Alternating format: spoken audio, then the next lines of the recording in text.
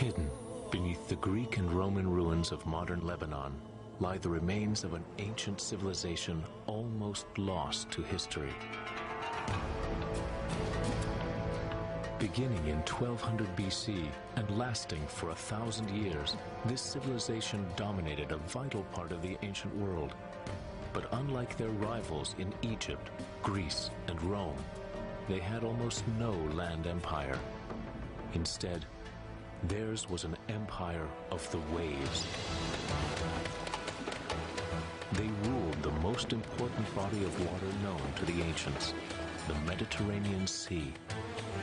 They were the most skilled and audacious seafarers of their time, an enigmatic race of mariners known as the Phoenicians.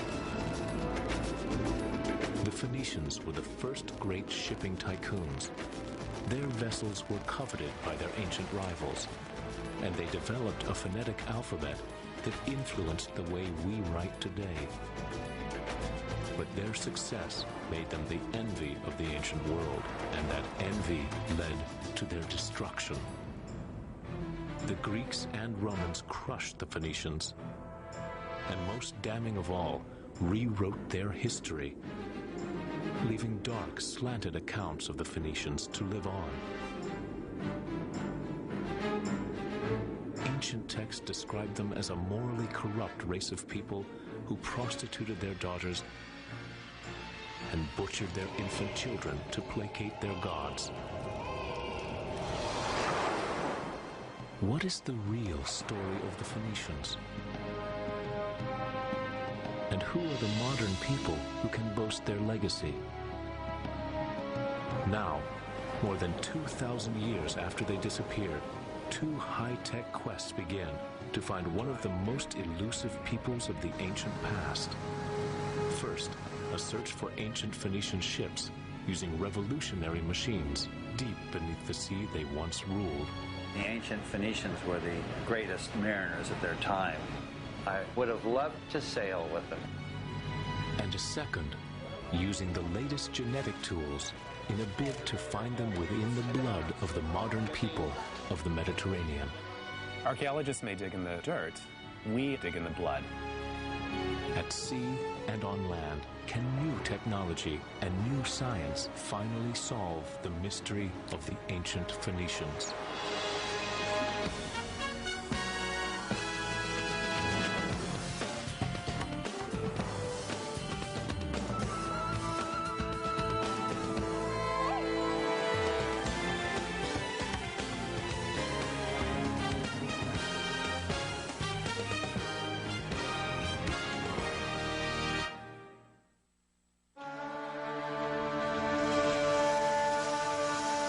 Lebanon.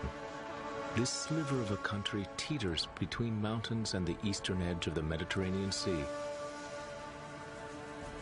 Once known as the Levant, it was the homeland of the Phoenicians. Along this ancient coast, in the town of Tyre, a 71-year-old boat builder named Abu Liez labors to connect with his Phoenician past. And he is doing it by building a Phoenician ship. The Phoenicians have a special connection to the sea. When we launch this ship, we'll feel it. For 20 years, Abu dreamed of this ship. Finally, Maya are about to make one version of that legend come alive. For Abu, it is a ship of reconciliation, a way to bring together Muslims and Christians from a country. Abu's remarkable effort reveals a man and an entire community in the firm grip of the Phoenician mystique. But how could an ancient people who still wield so much mythic power remain so obscure? We do know that Phoenicia was really a string of city-states rather than a unified kingdom, and that from these ports they colonized the Mediterranean. But there's much that we don't know. Finding answers will take researchers to some surprising places. More than 600 miles away from Lebanon, in Istanbul, Turkey, scientist Spencer Wells takes up the quest. Spencer is a geneticist with an archaeologist's passion, but instead of plying the earth for clues, he plies our DNA. He is on his way to meet someone who may divulge a secret about the Phoenicians. His name is King Tabnet. 500 years before the birth of Christ, he ruled over Sidon, one of Phoenicia's most powerful seaports. King Tabnet's DNA may help Spencer discover a Phoenician genetic marker, the genes that make a Phoenician a Phoenician. Can we remove this and have a look? I think so. Okay. I use genetics, DNA, to study history. DNA is a blueprint. It's the way you reproduce yourself. You pass it on to the next generation. But it also provides us with a historical document, a way to look back. To find out, Spencer will need to take a piece of Tabnet home to look into his past. It's like being a voyeur. This is someone who was alive 2,500 years ago. And now we've pulled him out and we're going to chop a piece off of him and hopefully analyze his DNA. And he's good. There's quite a bit of tissue.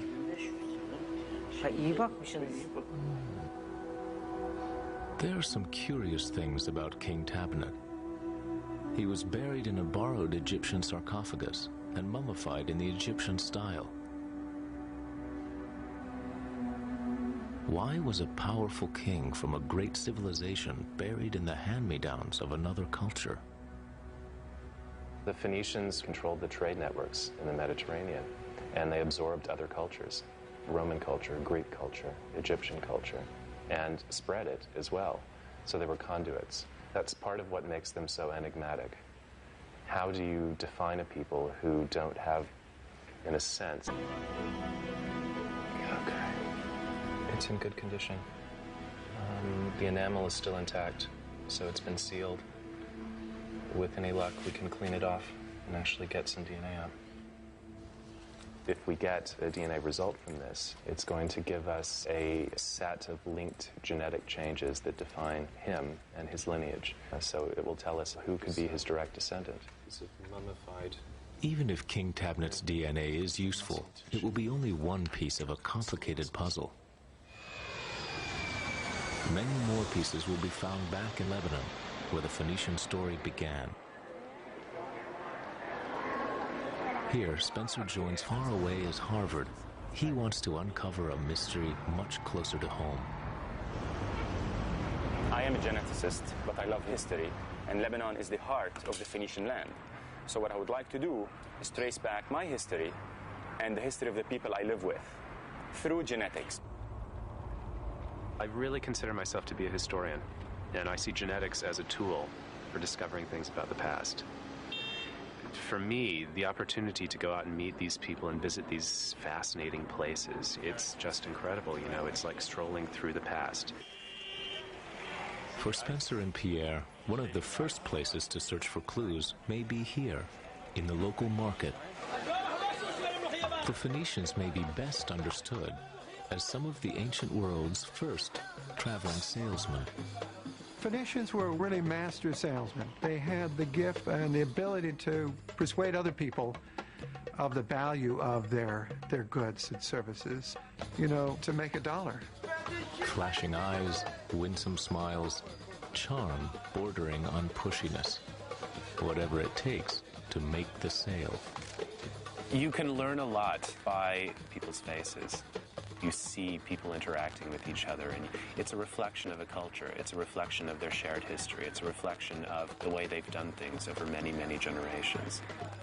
And as with traveling salesmen the world over, the Phoenicians may have been busy doing more than just selling goods. As population geneticists, what we study is how people are related to each other. In effect, the history of who had sex with whom. Are the genes of the Phoenicians hidden in the blood of these modern-day Lebanese and passed down generation to generation? To find out, the geneticists will collect over 2,000 blood samples throughout Lebanon and around the Mediterranean. At the heart of their quest, a Phoenician identity crisis. Who were they initially in 1200 BC? What about the genetic makeup of the Phoenicians at their genesis? Were they Canaanites? In the Old Testament, the Canaanites were the people who lived throughout the Levant from before 2000 BC until around 1200 BC. Because they precede the Phoenicians, and because their homelands overlap, most archaeologists believe the Canaanites and the Phoenicians are the same people, but no one has ever proven it. The archaeology of the Phoenicians suggests that they developed steadily out of the older Canaanite cultures. But it would be really important to know how much genetic continuity there was. Will this genetic quest confirm the archaeology, or will it reveal something else? A genetic link to a darker legacy? The story, found in ancient Egyptian sources, suggests that a group of marauders, known only as the Sea Peoples, invaded the Levant around 1200 BC. Some scholars believe they mixed with the Canaanites to create a new people, the Phoenicians. Curiously, it is only after the Sea Peoples arrive in the Levant that the Phoenicians race ahead of their competitors. Their boats evolve into large seagoing transports, capable of covering more than 100 miles in a day. They found colonies, build the world's first international cartel, and create a vast commercial empire. But what caused this dramatic leap forward? Did the Sea People simply influence the Canaanites, or did they interbreed with them and become the Phoenicians?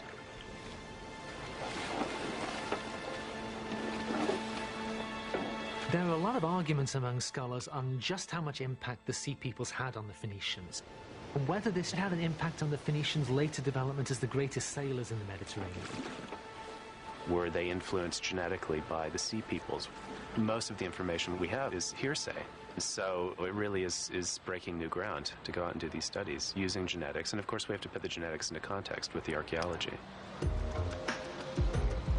Their search leads them east into the terraced Kadisha Valley. Here, Pierre wants to show Spencer a seminal part of the Phoenician past. These are the cedars.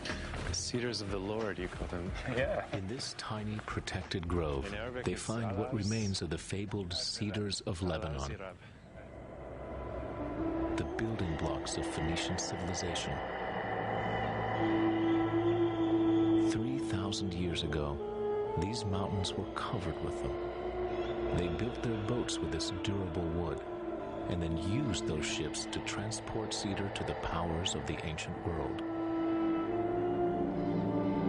The Egyptian pharaohs treasured cedar for its fragrant resin. King Solomon coveted it and used it to build his legendary Temple of Jerusalem. Cedar may have gotten the Phoenicians into the game, but they sold more than their famous wood. Everything from ostrich eggs to wine to a Phoenician purple dye that became a staple in royal households throughout the ancient world made it onto their ships. Most of these goods, this evidence of their lives, have been lost to time. But where did the people who traded them go? The answer is in the blood. Okay, off we go. Tyre was, the key Phoenician port. There's something magical about this town. It embraces the sea in a way that is really amazing. When Spencer and Pierre bring their investigation to the ancient Phoenician city of Tyre, they have a tough sell on their hands. How do two complete strangers show up and ask the locals for their blood? The answer becomes apparent pretty quickly. Ask the people who pulled their living from the sea. Certainly most people that I've encountered are really fascinated by this idea that you're going to be able to take something out of their arm which looks identical to the same stuff that you take out of the arm of the person sitting next to them and figure out something about your past. They are very interested in knowing exactly where they come from. It's very intriguing when you tell them, hey, I can trace back your lineage. They light up. How does the blood Spencer and Pierre collect today help them uncover the Phoenicians of more than 2,000 years ago? Within our blood is DNA, a molecular blueprint passed on to our children. Each person's blueprint is made of the same 4 building blocks, labeled A, C, G, and T. Repeated in a string some 3 billion letters long. It's the sequence of the letters that determines who you are. What we as geneticists, and in particular as population geneticists, study is genetic variation, changes in that sequence. These glitches that have occurred in the past that distinguish between individuals. These variations, or markers, are so rare that when they do occur, they define a unique family line. If you share a marker with another person, you share an ancestor. That gives us a clue about how far back this ancestry really goes. When do we last share a common ancestor? How far back do the family trees go before we get to that common individual who unites everyone in the tree? Scientists can use the markers to determine when one group began mixing with another. Merci. If they can find markers that connect to the Phoenicians, they will be able to trace Phoenician history through the blood of their descendants. Merci, monsieur. 3 cc's of blood from you. But finding the Phoenician marker could have modern implications. Their results may ripple through the already turbulent waters of Lebanon. For more than 15 years, Lebanon was torn by religious war. For some, even the legacy of the Phoenicians became controversial. People are very, very concerned that we're going to find that one population perhaps is directly related to the Phoenicians while others are not. And therefore, they have more of a stake in the area. I don't know. Will their investigation confirm this fear or refute it? 30 years of wars in Lebanon is enough. I think a scientific approach to this would help a lot. That's why I'm doing it. I really want to help. I really want to uncover this. Could the blood of the fishermen of Tyre carry evidence that might help repair the wounds of war? Do their faces reflect in some fleeting way the faces of the Phoenicians from long ago?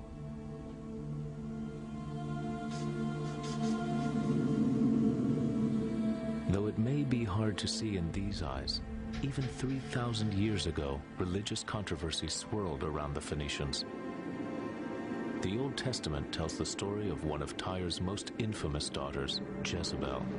The quintessentially shameless woman was, in fact, a Phoenician princess.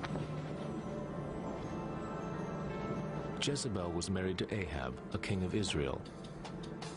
She seduced him and his followers into praying to her gods, the idols of Phoenicia. I think that she did, in fact, get a bad rap because what she was doing was importing all of the kinds of religious practices that she grew up with as a princess of ancient Tyre, and that it was natural for her to bring those things with her when she became the queen of ancient Samaria. Jezebel's rise to power and the threat she posed to the prophets of Israel led to her demise. In the end, she died violently, pushed out a window by her own servants. Her brutal legacy cast a grave shadow over the ancient Phoenicians. In the Old Testament, they're maligned as idol worshippers. Other ancient texts refer to them as cheaters and hucksters, the bad boys of the ancient world. The Phoenicians were very wealthy and very powerful, and this caused tremendous envy and jealousy in the kingdom of Israel. The Phoenicians get very negative reporting in the Hebrew Bible. They constantly write about the luxury and wealth and beauty of ancient cities like Tyre and Sidon, but at the same time, they're constantly talking about how they're sink beds of corruption and filth and squalor. So perhaps the root of all the bad press was envy. Their rivals could not compete with the rulers of the seas. The remarkable ships of those rulers is what explorer Robert Ballard seeks. For Ballard, excavating a Phoenician hull would be the closest he could ever come to meeting them. Between Tunisia and Sicily. In many ways, we're following the same trade routes the Phoenicians followed. Westward bound. Ballard has also mastered the Mediterranean, the sea once considered the middle of the earth. His discoveries employing state-of-the-art technology and gut instincts have made him one of the most prominent explorers of our times. The Phoenicians are the true ancient mariner. They didn't have a giant nation, a great army, vast natural resources and wealth. They had to survive on their cunning and their mastery of the sea. Look at the crescent. I am a person of the sea. I have a connection to them. I'm somewhat of a rogue as well. I have great respect for them, so I want to find them. June 11th, 1999.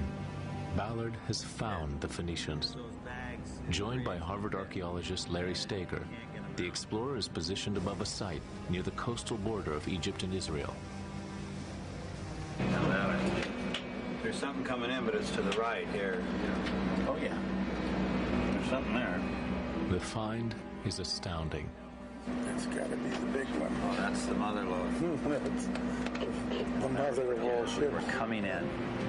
I wasn't looking at the wreck. I was looking at Larry's face. We came in, and I saw his face just glow. And he said, "The Phoenician."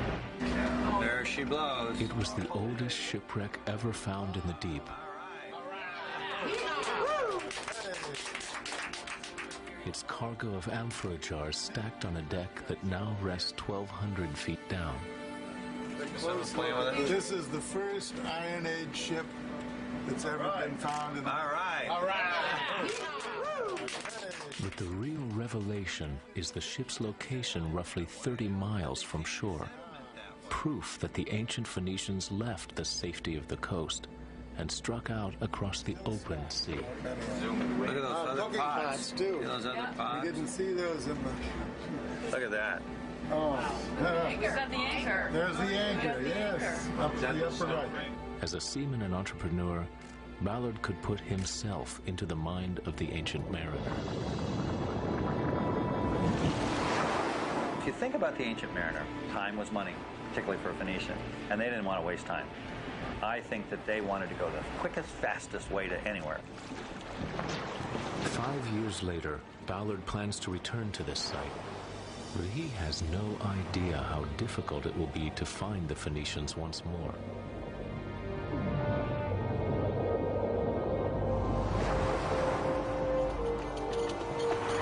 Across the Mediterranean, another quest to unlock the secrets of the Phoenicians is unfolding at what was once the edge of their known world. Gibraltar. At the point where Africa and Europe nearly touch, the legendary rock juts from the sea, an unmistakable gateway. The Phoenicians undoubtedly crossed this threshold, but what did it take to traverse a portal into the unknown? Answers are coming to light in a cave at the base of the rock.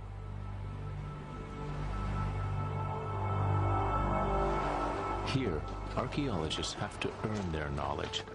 The entrance to Gorham's cave is some 350 steep steps down the crumbling face of the rock. Spanish archaeologist Paco Giles helps lead the team. We're at a very, very wild place, and it's complicated to get to the cave. A lot of rocks have fallen from the top of the Rock of Gibraltar, and both the going up and going down are dangerous. But for Giles, the risks are a fair price to pay. Over the years, they've found more than 5,000 artifacts in the cave. But they are not what might be expected. Here, we don't have kitchen stuff or items for daily use. What we have are very small items that, in spiritual terms, are very large. Giles' team has discovered what seem to be personal talismans, charms, rings, scarabs, finely crafted glass vases. Even though they are very tiny items, we can reconstruct through them the moment, the key moment of the Phoenicians' visit.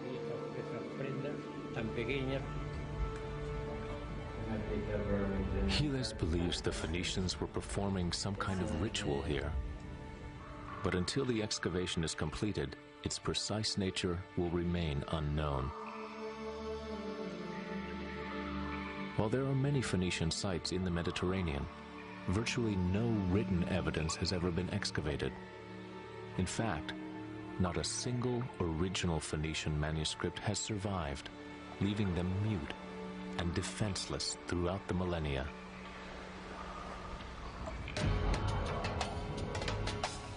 The Phoenicians had the unlucky fate of sharing the Mediterranean with two jealous foes, the ancient Greeks from 1200 BC and the ancient Romans from 300 BC. Much of what we do know of their rites and rituals comes from the damning words of these rivals.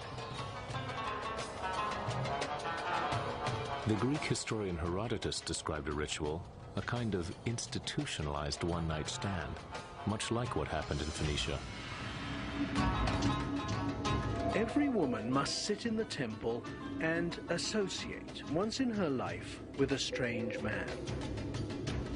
When she has given herself, she has fulfilled her duty to the goddess and returns home. I think from these people we get a very skewed look at the Phoenicians. The kind of religion that they were practicing. History is portrayed in their sculpture. The consummate salesman, Phoenicians reveal a chameleon-like nature, mimicking the taste of their clients. The Egyptians, the Persians, the Israelites. Though they may appear disingenuous, one discovery at the Temple of Eshmun reveals a more sincere Phoenician.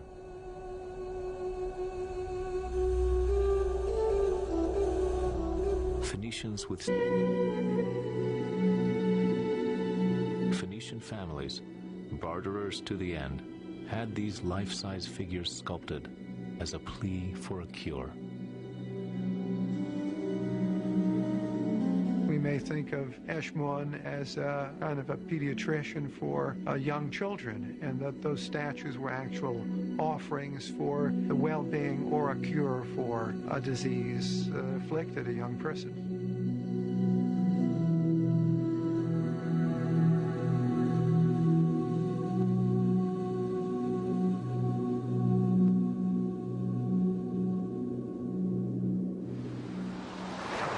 Eshmun's temple is just outside of Sidon, one of the wealthiest and most powerful in the chain of coastal city-states that made up ancient Phoenicia. For 5 years, Lebanese archaeologist Claude Dumet-Sirhal has been digging at Sidon. Sidon, mentioned in the Odyssey, mentioned 31st time in the Bible, one of the greatest cities of the Levant and one of the main harbors, and never excavated. What is so special to this site is the continuous occupation from the end of the 4th millennium right to the 1st millennium. She has uncovered an incredible find, a man who died in the early days of Phoenician history, the time of the Canaanites. But more importantly, this is just one of 36 graves unearthed at Sidon. For Spencer and Pierre, the discovery of another skeleton could mean a chance for more ancient DNA, but the discovery of over 30 skeletons is a genetic goldmine. It could be a major break in the case for the geneticists, if only they can convince Claude to share some teeth. We're gonna find her. Just the floor down here? Hey, Spencer, it's right there. Yeah? Amazing. See 2 teeth fallen. You see them? Yeah. Well, let's go find her. Okay. I really want to get these two teeth here. I mean, they're falling apart. I mean, it's not part of the skeleton anymore. That's what I'll tell her. Well, hopefully she'll see it that way. It's very, very difficult to get DNA material out of these skeletal remains. But if you can do that, it's invaluable. It's fantastic data. Archaeologists couldn't dig here for 15 years because of the civil war in Lebanon. But now, Claude's site may give her a first glimpse of the Phoenicians' ancestors in Sidon. Down there we go from the end of 4000 BC till the 5th century BC. But the importance of the site may actually work against Spencer and Pierre. Their research may have to take a back seat to scientists who have waited more than a decade to study such a find. There isn't a place in the whole of Lebanon where you can excavate the 3rd millennium with this facility. Yeah. It's a highway for 3rd millennium. It's fantastic. Burials just started, so we can sit together, see what you need. How much time would that be to say, okay, now I can give you a sample? It depends how much you need and how much it will take them. You see, I don't think... Yes, I know. Perhaps betraying his Phoenician roots, Pierre tries to cut a deal. There are two right here that are falling off. You're having ideas. I have my stuff. Only when your back is turned, though. You actually need a population. So you need to look at variation across a group of individuals, perhaps at 1500 BC, the time of the Canaanites, and another one perhaps at 800 or 600 BC, the time of the Phoenicians, and see if perhaps there's continuity between those populations, if there's a genetic difference. And that gives us a check, a way of confirming the results that we get from the blood. But you know, I mean, you're a great archaeologist. I mean, it's a pleasure for us and an honor for us to work with you. I mean, it's a very nice site. It's a chance. It's a time machine. Yeah. So that was very promising. Oh, excellent. 30 samples. Promising as the site may be to Spencer and Pierre, it is even more promising to other scientists. They find they will be last in line to study the remains.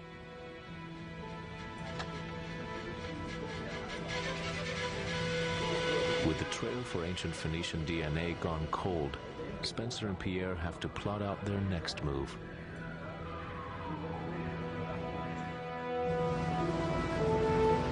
A few hundred miles away, explorer Robert Ballard's troubles are far more serious. So we can use one of them over there. Ballard had planned to return to the Phoenician wrecks found in 1999.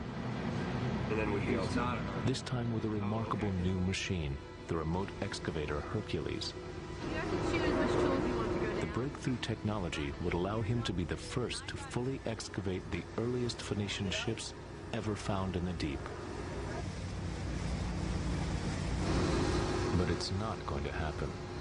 Ballard is stymied by international politics. Last time we were here, which was in 1999, Israel said that we were off their coast. And they came out with a gunboat, and that's pretty convincing. And they also sent observers, but they said, but you're beyond our territorial waters. Therefore, you don't have to ask permission. You're beyond our territorial claims.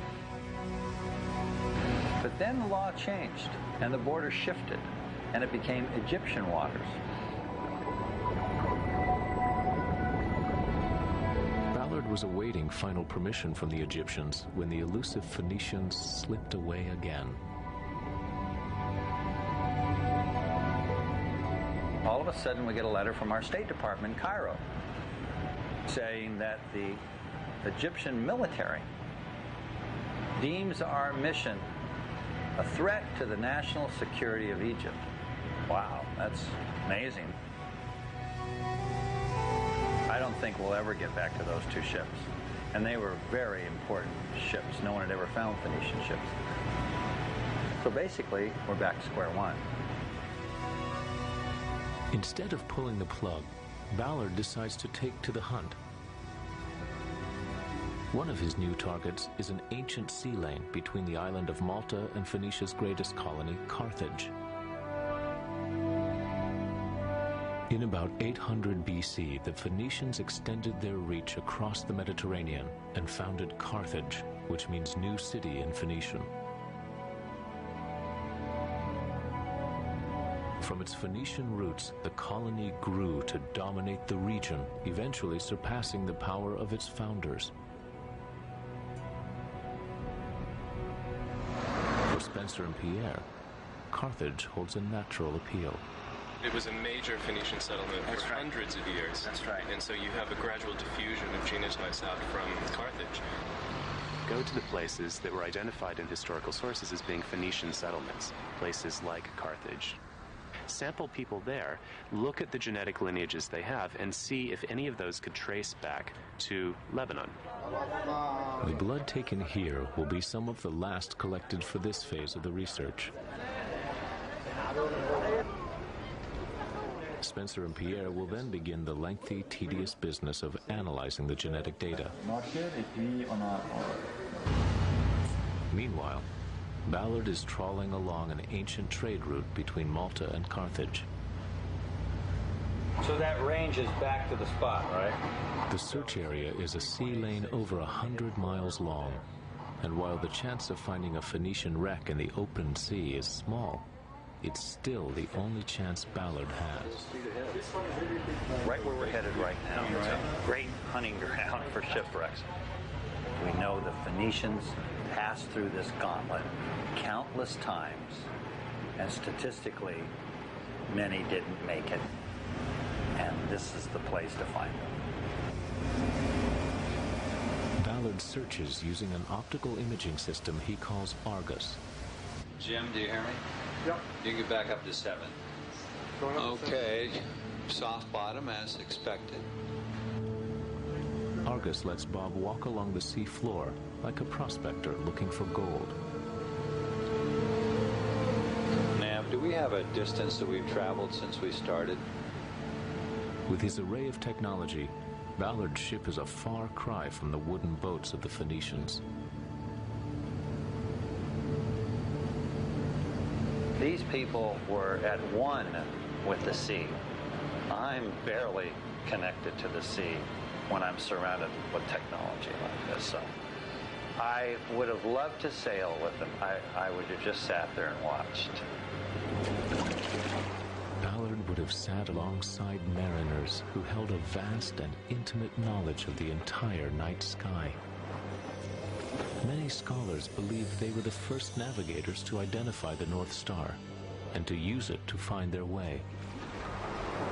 Guided by the angle of the sun, the flight of birds, the coolness and wetness of a breeze, their minds were their compass. But despite their finely tuned skills, Ballard knows the sea still claimed the lives of many. Yeah, he slowed down a little, I think. That doesn't make finding them any easier. Well, I've sure seen a lot of this in my life. Lots and lots of mud. That looked like wood. Stop, man. Drop the ship. The search reveals nothing but a few false alarms. Look at that big anchor. Ship like a stop right there. Yeah, that's not that old a ship, but well, I'll be darned. That's a modern boat, no? Yeah, it's modern. Well, we'll keep plugging away. Only got 4 million miles to go. Yeah. The Mediterranean covers almost 1 million square miles of Earth. Ancient records say that by 1100 BC, the Phoenicians reached its western gateway near Gibraltar. They called this place the Pillars of Melkart, named for their primary deity and the god of storms. Before the Phoenicians, very few people from the Mediterranean had sailed far into the Atlantic. This must have been the most terrifying experience for ancient sailors. To reckon with their fear, Phoenician sailors would have struck some kind of spiritual bargain. Evidence of that bargain is exactly what archaeologist Paco Giles has found. Proof that fear is what filled this cave with charms. The Phoenician navigators came here and personally made an offering to create an alliance, a kind of marriage between the deities, the sea gods, and them, the navigators. Y la de su propia persona.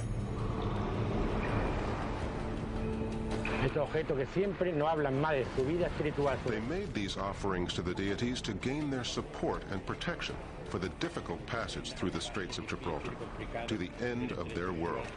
Hasta llegar al fin del mundo.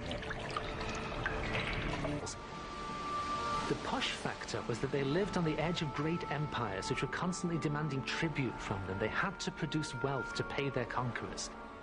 The pull factor was that they could make great wealth for themselves as well. At the cusp of the Iron Age, the ancient world's desire for metal was growing, and the Phoenicians were eager to discover new sources. It was that huge and growing up. They ventured beyond the pillars. They didn't stop. Herodotus wrote of Phoenicians who circumnavigated Africa around 600 BC, some 2,000 years before Portuguese explorer Vasco da Gama. Another account tells of an expedition to Western Africa. The captain wrote of seeing crocodiles, hippos, and women with shaggy bodies called gorillas. The explorers skinned 3 of them. The Phoenician navigator Himilco allegedly braved the Atlantic's rough seas as far as the coast of Britain, all in pursuit of tin.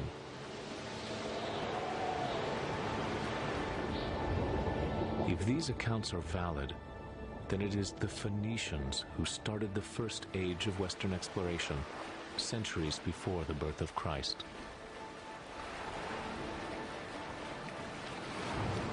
The most amazing thing about the Phoenicians is not so much that they invented maritime trade, but that they actually pushed the whole boundaries of commercial trade far beyond what anybody had done before. Any hint of that glorious past has eluded Robert Ballard. His search along the ancient sea lane near Carthage has left him empty-handed. Yeah, I haven't been able to reach him either. But for Ballard, the game isn't over yet. He knows a place where he can find the next best thing, Roman wrecks that he believes were based on Phoenician design. He's going on more than a hunch. Rome coveted Phoenician ships and the trade routes, an envy that would lead to conflict with Carthage and to the final chapter of Phoenician history. Carthage was the most terrifying enemy the Romans had ever had to face. It was a great naval power, whereas the Romans had really no ships at all. Envy and jealousy of the Carthaginians' wealth probably played a large role in the way the Romans in particular painted Carthage as an evil and corrupt society. Ancient writers claimed that on moonlit nights, Carthaginian priests offered a living child as a sacrifice to the gods in times of war, famine, or plague. Flutes, tambourines, and lyres drowned out the parents' cries. Their ashes and bones were put in a small urn and placed with others in the sacrificial burial ground of their goddess. We know that the Israelites and the Greeks and the Romans hated Phoenicia and Carthage and constantly went out of their way to paint the Phoenicians negatively. But it's surprising that they all picked on the same story. So surprising, in fact, that many scholars think that there must be something to this. Though the accounts come from their rivals, the archaeology appears damning. The evidence that people have found that the Carthaginians really did sacrifice babies does seem to be quite strong. In cemeteries that the Carthaginians called tophets, they found the burned bones of babies buried inside pots. Since the 1920s, archaeologists have uncovered 20,000 of these burial jars.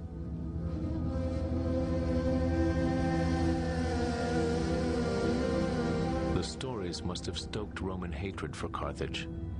Imperial envy, perhaps bolstered by moral outrage, led to war. But Carthage was a formidable enemy. The Phoenician colony had evolved into an unrivaled naval power. Their sleek fighting galleys were the ultimate warships of the ancient world. With multiple levels of rowers and a bow encased in bronze for ramming, they could wreak havoc on enemy fleets. But even more impressive was the harbor where they were birthed. Constructed at the pinnacle of Carthaginian power, the harbor boasted sections for both commercial and naval vessels. Surrounding a tower on a man-made island were slips for more than 150 warships. This was the heart of their maritime power. Nothing threatened Rome more. The two ancient superpowers battled for over 100 years in what were called the Punic Wars. In 146 BC, Rome finally routed their navy and sacked Carthage, destroying what had started 700 years earlier as a Phoenician colony.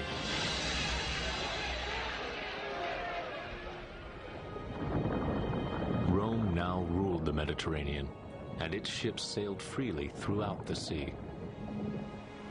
Bob Ballard, now poised for a last-ditch effort, is anchored over two of them. Well, this is where the Punic Wars were fought. Ancient accounts give Ballard hope.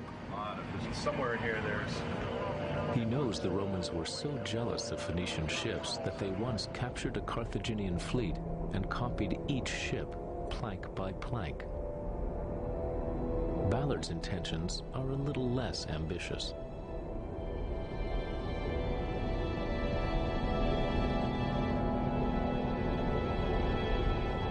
He plans to use the excavator Hercules to remove the numerous artifacts on the surface of the wreck. Then look beneath them at key parts of the hull.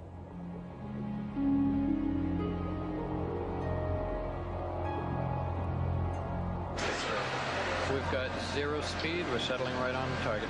Yeah, roger that. We're right over the wrecks. But Ballard must have angered one of the Phoenician gods, because on this expedition, he just can't get a break. Oh, geez, I have no hydraulic pressure. That can't be right. That can't be right.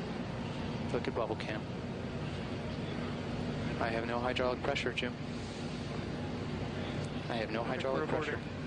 We have... Oh, we're dead. We're dead. In the space of a few days, the revolutionary excavator suffers back-to-back and ultimately fatal breakdowns. Oh! Oh! What the hell was that? Oh, no. Well, that's the end of that tool. We're not getting that amphora. It appears that Hercules has a fundamental problem. We've got a vehicle that gives us virtually no warning before it commits suicide. After a month at sea, 3 locations, and miles of muddy seafloor, the jig is finally up.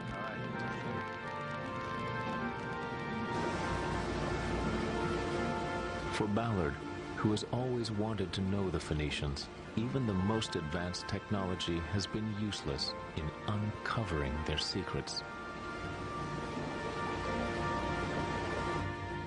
Will the Phoenicians elude the genetic investigators as well?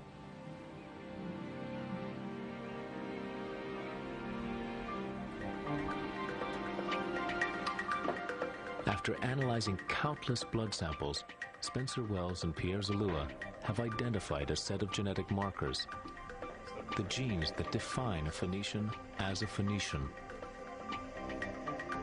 For the first time, we've actually been able to identify a set of what we're calling Phoenician genetic lineages. And these will allow us to trace the spread of this ancient seafaring population around the Mediterranean and perhaps even beyond. Following these lineages, they make a curious discovery about Carthage. In the greatest of Phoenician colonies, they find genetic evidence that less than 20% of today's population carries the Phoenician marker. What does that mean? It could mean that a very small group of Phoenicians, an elite, ruled a very large population in Carthage, and therefore they simply didn't have a huge genetic impact there. The other possibility is that the Romans, when they came in and wiped out Carthage, could have decimated the population carrying these Phoenician lineages, and we simply don't see them today. Spencer and Pierre can also cast new light on the Phoenicians' earliest days. They put to rest the controversial theory about the Phoenicians and the Sea Peoples. The marauding Sea Peoples may have jump-started Phoenician culture, propelling their great leap forward. But the scientists have found no genetic evidence that the Sea Peoples mixed with the Phoenicians.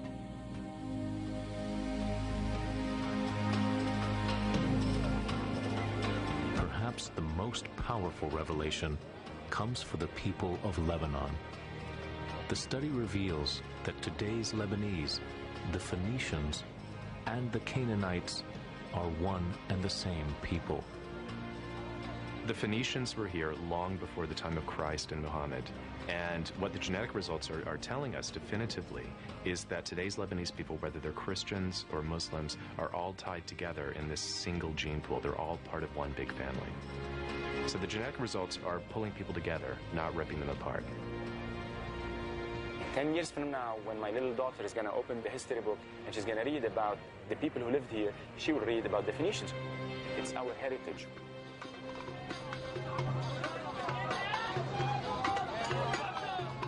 For boat builder Abu Liez, whose ship of reconciliation is about to set sail, this shared heritage rests at the keel of his ship. Both Muslim and Christian fishermen, hand-picked by the boat builder, are sailing his ship for the first time. There's no better feeling. I've achieved my dream. Before this moment, I didn't understand the Phoenicians. Now I know and understand them as sailors and as humans. While science has revealed that they are all connected by blood, these modern Phoenicians are bound even tighter by the sea. Something Abu Liez seemed to know all along.